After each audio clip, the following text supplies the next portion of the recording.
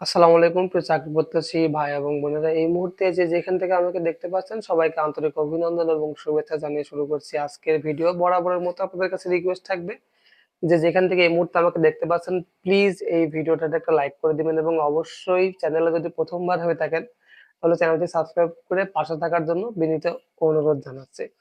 তো আজকে কোন বিষয় নিয়ে কথা হবে অলরেডি ভিডিওর টাইটেল এবং থাম্বনেল দেখে বুঝে গেছেন। তারপরেও বলে রাখি, বাংলাদেশ সেনাবাহিনীর যে অসামরিকের যে নিয়োগ বিজ্ঞপ্তি, এটা 2026 সালে কোন মাসে এবং কবে নাগাদ প্রকাশিত হতে পারে এই বিষয় নিয়ে আপনাদের জানার যে আগ্রহ আছে সেইটা নিয়ে আমি একটু রিসার্চ করার পরে আজকের এই ভিডিওটা বানাচ্ছি। তো ভিডিওতে পুরোপুরি প্রসেসটা আজকে আলোচনা করব, সো প্লিজ না টেনে সম্পূর্ণ ভিডিওটা দেখার জন্য অনুরোধ জানাচ্ছি। প্রথমে আপনাদেরকে জানতে হবে যে বাংলাদেশ সেনাবাহিনীর অসামরিকের যে চাকরিটা, এই চাকরিটা আসলে কি, কেন এই চাকরিগুলা সার্কুলার দেয়া হয়, এই বিষয়ে যদি আমি আপনাদেরকে ছোট্ট করে বলি তাহলে প্রথমে আপনাকে বুঝতে হবে যে বাংলাদেশ সেনাবাহিনীর অসামরিক পদ আসলে কি। অসামরিক পদ বলতে যেটা বোঝায় যে যে কোনো সামরিক বাহিনীতে অস্ত্র এবং পোশাক ছাড়া অথবা অস্ত্র এবং পোশাক ছাড়া কিন্তু সরকারি রেশনভুক্ত যে কর্মচারীগুলো আছে তাদেরকে সাধারণত অসামরিক কর্মচারী বলে থাকা হয় বা তাদেরকে অসামরিক কর্মচারী বলে। এরা আপনার বেতন, রাষ্ট্রীয় সকল সুযোগ সুবিধা, সরকারি চাকরির ক্ষেত্রে সবকিছুই পেয়ে থাকে।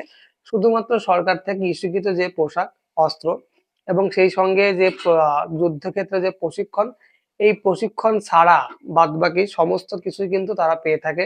তাদেরকে অসামরিক কর্মকর্তা বা কর্মচারী বলে। এই অসামরিক কর্মকর্তা কর্মচারীদের চাকরির বয়সসীমা হয়ে থাকে 18 থেকে একদম ওই 59 বছর পর্যন্ত আপনি কিন্তু এই অসামরিকে চাকরি করতে পারবেন। যেটা সামরিক বাহিনী বা একজন সৈনিকের মাত্র 23 বছর 17 থেকে 23 বা 21 থেকে 23 অর্থাৎ 45 বছর পরে কিন্তু আর কোনো সৈনিকের চাকরি বা সামরিক বাহিনীতে কর্মরত ব্যক্তি তিনি কিন্তু ৪৫ বছর বয়সের পরে আর চাকরি করতে পারেন না। বাট একজন অসামরিক ব্যক্তি 18 থেকে 59 বছর বয়স পর্যন্ত চাকরি করতে পারেন। বাংলাদেশ সরকারের ২০১৫ সালের যে পে স্কেল দিয়েছিলেন সেই পে স্কেল সমন্বয় করে তাদেরকে যে বেসিক নির্ধারণ করে দেয়া হয় সেই বেসিকের আন্ডারে কিন্তু সে সারাটা জীবন চাকরি করে যেতে পারবে।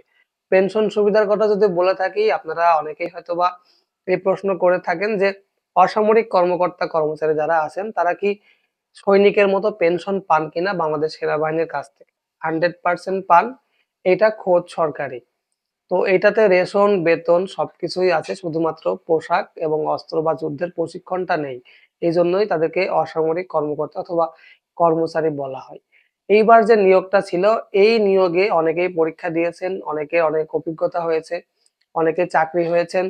যারা চাকরি হয়েছেন তারা ইনশাল্লাহ এই ডিসেম্বরের মধ্যেই আমার মনে হয় যে 80% জনবল জয়েন করে ফেলবেন এবং সেই সঙ্গে যারা পরবর্তীতে বা যারা একটু দেরি করে পরীক্ষা দিয়েছেন তাদের কিন্তু জয়েনিং ডেট জানুয়ারির আশেপাশে হয়ে যাবে।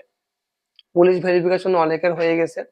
তো সবকিছু যারা চাকরি হয়নি, পরীক্ষা দিয়েছিলেন, একটুর জন্য বাদ পড়েছেন, তারা আমাকে যে প্রশ্নটা করেছিলেন যে ভাই ২০২৬ সালে আসলে কবে নাগাদ এই সেনাবাহিনীর অসামরিকের সার্কুলারটা হতে পারে। তো আমি এটা নিয়ে একটু যাচাই বাছাই করলাম আমার বিভিন্ন বন্ধু মহলে। আমি একটু খোঁজ খবর লাগালাম। তো সেখান থেকে আমি যে তথ্যটা পেয়েছি, আমি যদিও সিওর না। আপনারা সম্ভবত নির্বাচন যেহেতু আ ফেব্রুয়ারিতে নির্বাচন ডিক্লেয়ার করে দিয়েছে আ বর্তমান সরকার। তো সেইখানে নির্বাচন হওয়ার পরে যদি পরিবেশ পরিচ্ছন্ন বা যেটা আমি বোঝাতে চাচ্ছি যে আমাদের দেশের অবস্থা যদি স্থিতিশীল থাকে তাহলে আপনারা আশা করি রোজার ঈদের পরে সার্কুলারটা পেয়ে যাবেন এবং সেই সঙ্গে আগামী কোরবানির ঈদের আগেই পরীক্ষা শুরু হয়ে যাবে। কোরবানির ঈদের পরে হয়তোবা আপনারা অনেকেই নতুন করে জয়েন করতে পারেন। তো এই যে এতক্ষণ ধরে যেই কথাটা বললাম যে আপনাদেরকে এতক্ষণ ধরে যে আমি বললাম যে অসামরিক কর্মকর্তা কর্মচারীদের আসলে কিভাবে চাকরির যে রুলস প্রসেসিং, এই সম্পূর্ণগুলো আপনারা অনেকেই বুঝেন, অনেকেই বুঝেন না, অনেকেই প্রশ্ন করেন।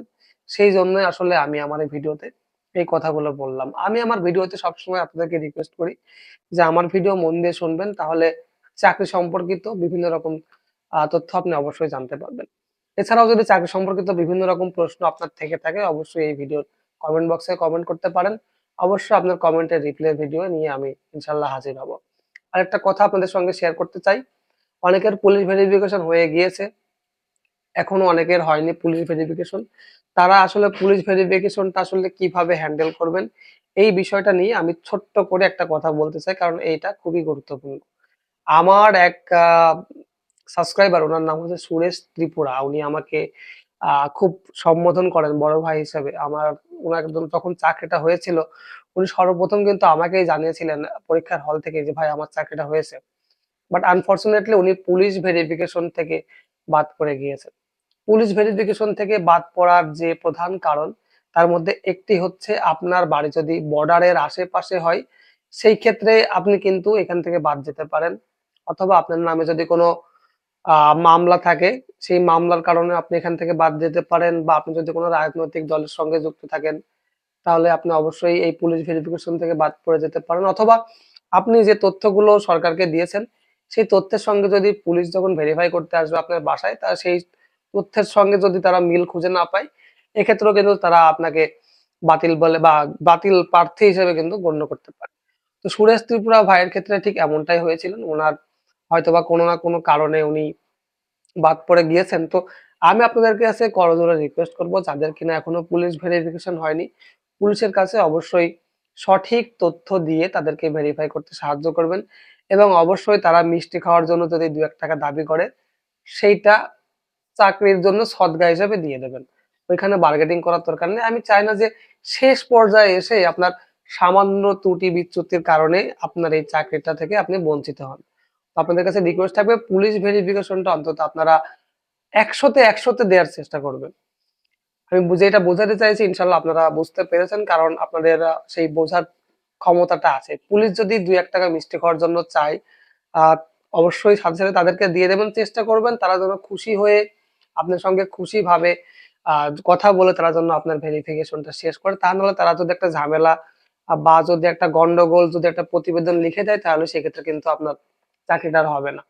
তো যাই হোক, আজকে এই ছিল ভিডিওটা। তবে শেষ পর্যন্ত যাওয়ার সময় আপনার কাছে আবারও বলে যাই যে ২০২৬ সালের মার্চের পর, অর্থাৎ নির্বাচনের পর যদি পরিবেশ পরিস্থিতি ভালো থাকে, সেই ক্ষেত্রে কিন্তু অবশ্যই বাংলাদেশ সরকার সেনাবাহিনীর তরফ থেকে আরো একটি বড় সার্কুলার আসতে চলেছে, যেটা সত্যিই অনেক বড়, এবং এই সার্কুলারে অবশ্যই জেলা কোটা থাকার সম্ভাবনা আছে। কারণ এইবার যে হযবরল অবস্থা ছিল, তো সেখানে কর্তৃপক্ষ অনেকটাই ডিস্টার্ব, সেই সঙ্গে যারা পরীক্ষা দিয়েছিলেন তারাও অনেক ডিস্টার্ব হয়ে আছে।